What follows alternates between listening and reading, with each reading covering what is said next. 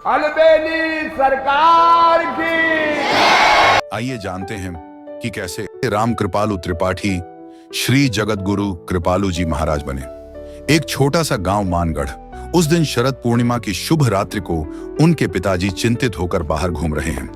थोड़ी देर में घर के अंदर से बच्चे के रोने की आवाज आई। अंदर से स्त्रियां आगे बोली, मुबारक हो, लड़का हुआ है। फिर दोनों माता पिता मिलकर बच्चे का नाम रखा। माता ने उसका नाम राम कृपालु रखा। ये सुनकर कुछ विद्वान लोग उसके पिता से बोले, तुम्हारे घर में किसी महापुरुष का जन्म हुआ है। राम कृपालु प्राइमरी स्कूल में मेधावी छात्र थे। सन 1933 में 11 वर्ष की आयु में ही उनका शुभ विवाह हो गया। इन्होंने कॉलेज की पढ़ाई संस्कृत में पूरी कर ली। लगभग 16 वर्ष की आयु में किसी से कुछ कहे बिना वे चित्रकूट के जंगलों की ओर चल दिए। झांसी, आगरा और मथुरा होते हुए वे वृंदावन पहुंचे।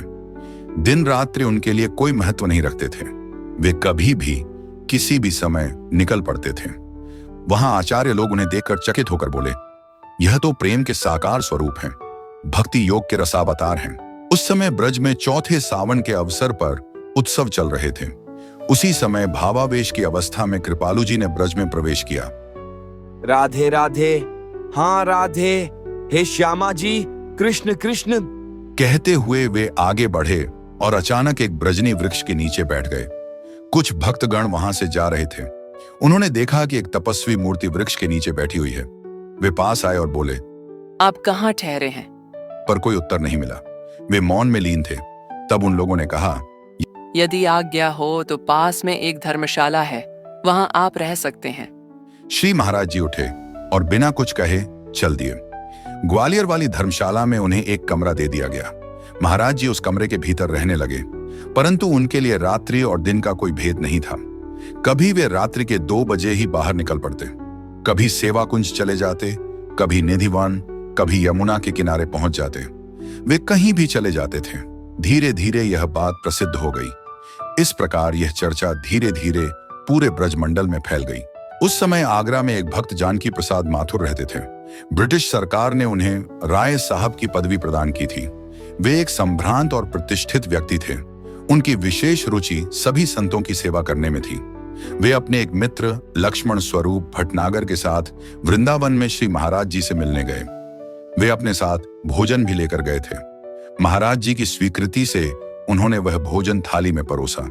यह संभवतः 2 वर्षों के बाद पहली बार था जब महाराज जी ने अपने हाथों से भोजन किया।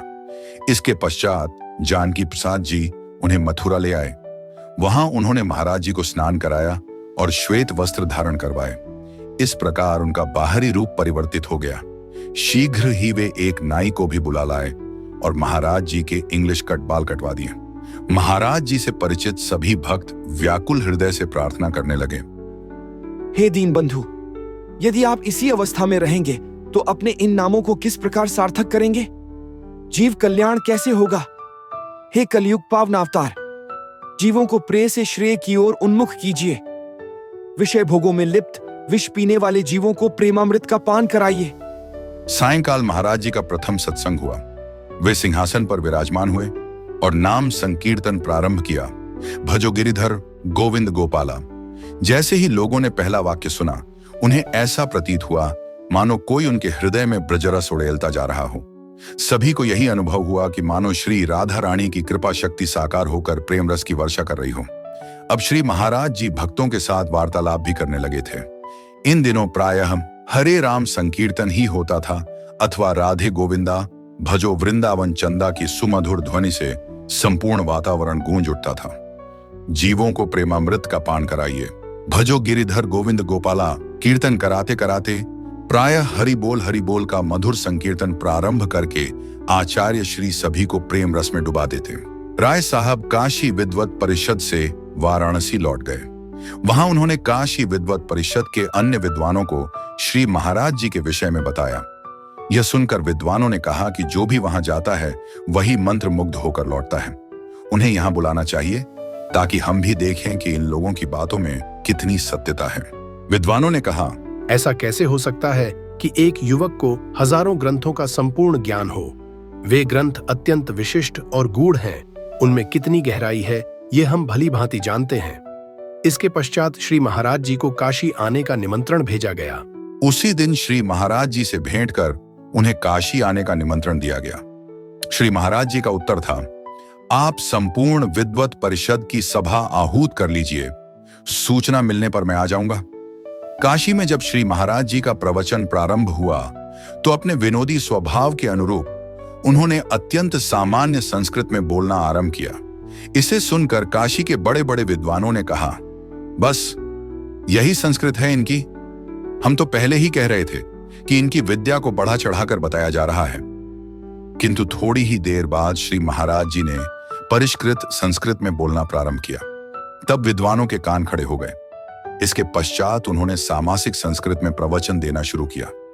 वे क्रमशः अपनी संस्कृत की ऊंचाई बढ़ाते गए और अंत में ऐसी संस्कृत में प्रवचन दिया जो इतनी कठिन थी कि विद्वानों में से भी कुछ ही उसे कठिनाई से समझ पा रहे थे। इस प्रकार जब 9 दिनों का प्रवचन समाप्त होने को आया तब विद्वानों की एक बैठक हुई। उनके अध्यक्ष श्री नारायण शास्त्री ने कहा, अब 2 ही मार्ग शेष हैं, या तो कोई इनसे शास्त्रार्थ करे अथवा इन्हें जगतगुरु की उपाधि देनी पड़ेगी। अब हम लोग फंस गए हैं क्योंकि इन्हें तो हम स्वयं बुलाकर लाए हैं। इस पर विद्वानों ने कहा, शास्त्रार्थ तो मनुष्य से किया जाता है, ये तो मनुष्य हैं ही नहीं, इनसे हम क्या शास्त्रार्थ कर सकते हैं। अतः अगले दिन 14 जनवरी 1957 को समस्त विद्वानों की सर्वसम्मति से श्री महाराज जी की अलौकिक प्रतिभा के आगे नतमस्तक होकर उन्हें जगत गुरुत्तम की उपाधि से विभूषित किया गया। उस समय उनकी आयु केवल 34 वर्ष थी। अगर आप चाहें तो मैं आपको आगे की कहानी भी इसी तरह सुनाता रहूंगा। कृपया कमेंट में अपनी राय जरूर लिखें। वीडियो पसंद आए तो लाइक करें और हमारे चैनल को सब्सक्राइब करना ना भूलें। यदि आप आगे किसी और की कहानी सुनना चाहते हैं तो कृपया कमेंट में बताइए। इस वीडियो को उन सभी लोगों तक जरूर शेयर कीजिए जो जगत गुरु श्री कृपालु जी महाराज की कहानी नहीं जानते।